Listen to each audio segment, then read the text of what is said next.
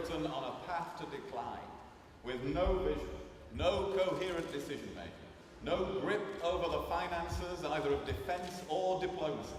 Sloppy decision-making from the Downing Street sofa hampered our diplomats and armed forces in achieving their goals.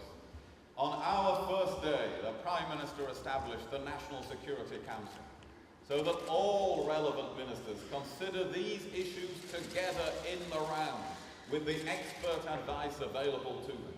And the Foreign Office is back where it belongs, at the centre of government, able to lead in constructing a foreign policy which runs through the veins of all government departments.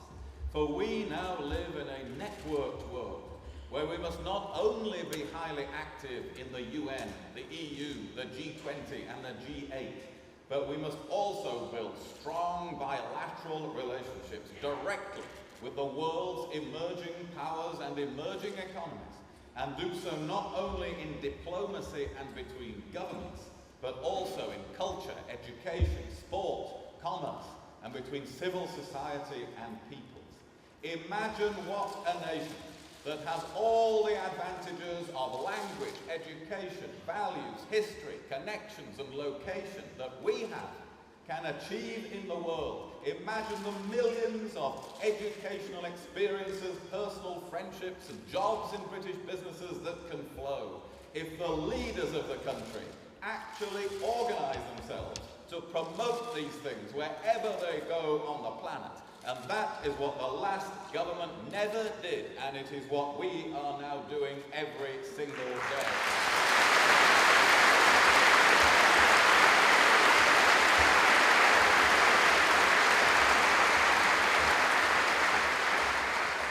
And so our foreign policy is certainly to deal with today's conflicts and to prevent new ones, to tackle climate change and to promote free trade, to advance our values and to seek at all times the protection of human rights abroad as we do at home.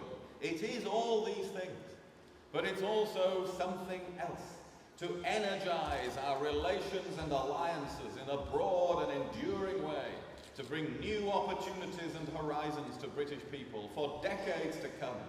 This is why we have not only placed great importance on our economic and strategic dialogue with China, but also launched a new special relationship with India, elevated our relations with the Gulf states, and sent ministers already to Latin America and Southeast Asia. This is why I have already visited Japan, still the world's third largest economy, and why in a few months I will be the first British Foreign Secretary in 20 years to visit Australia. This is why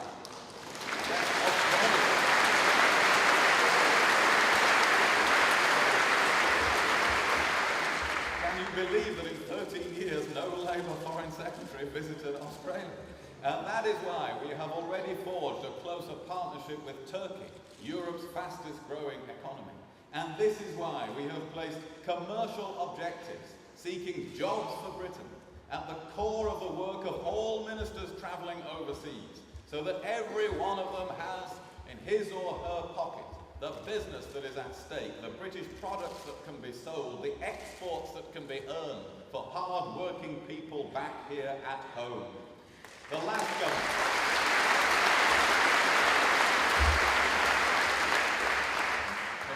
government did not connect the conduct of foreign policy with the prosperity of our people. We understand that each depends intimately on the other. And in Europe too, we will be the foremost advocates of free trade and of pushing further the single market that this party championed from the outset. There are those who think that a fortress Europe of protectionism and laws on working hours can hold off the challenges of globalization. We say that is backward-looking, pessimistic, and bound to fail. The Prime Minister, the Deputy Prime Minister, the Minister for Europe and I have all, in the last 5 months, created firm friendships around the capitals of Europe. We can only achieve our objectives on trade, development and the environment by working closely with our partners. And the action we take on Iran, or to maintain peace in the Balkans, crucial objectives for this country, is vastly more effective for being based on Europe acting together. We will support effective cooperation, not navel-gazing, determined action, not institutional empire building. That is the hard-headed approach others can expect from us in Europe. The EU has many faults. It interferes too much, and the Lisbon Treaty has left it beset by rivalries in Brussels, as indeed we always warned. And we cannot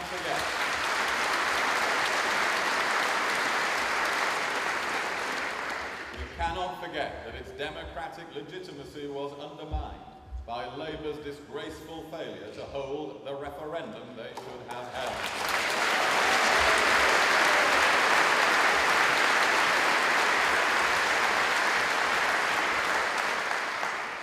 Such a denial of democracy must never be allowed to happen again.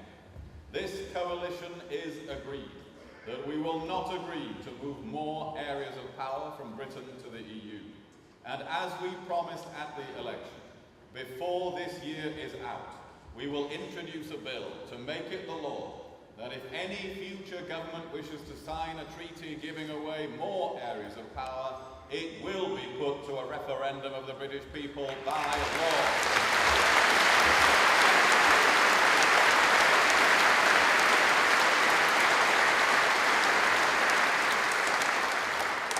This will be a referendum lock, and a lock to which only the British people will hold the key.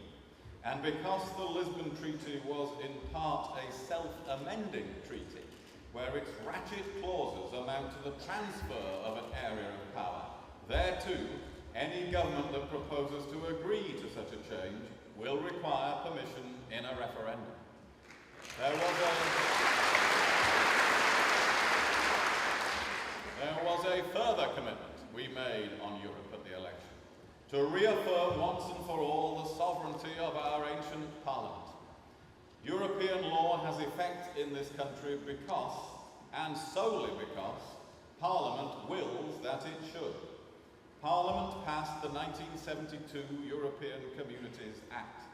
That was the act of a sovereign Parliament, a Parliament which is and remains sovereign. I can tell you today that we will legislate this autumn to underline that. A sovereignty clause on EU law will place on the statute book this eternal truth.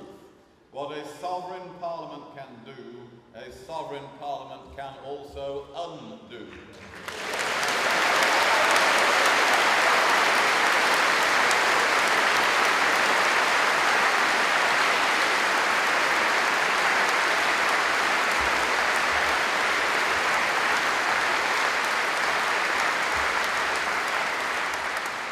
This is not intended to alter on a day-to-day basis the existing order in relation to EU law, but it will put the matter of sovereignty beyond speculation, and it will be in line with other EU states like Germany, who in a different constitutional framework give effect to EU law through their own sovereign act.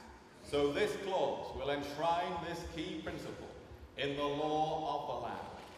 And so, active but robust in Europe, daily engaged in addressing conflicts and their causes, strengthening our values by upholding them ourselves and championing development and human rights abroad, and giving our country the myriad of connections which will allow 21st century Britons to prosper and succeed.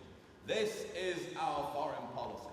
Pursued energetically in the years to come, it will help keep our people and many others successful and safe, even in a more dangerous world. In handling our foreign, defence and security affairs, just as much as in handling our domestic affairs, we can surely claim that we are truly working together in the national interest. Thank you very much.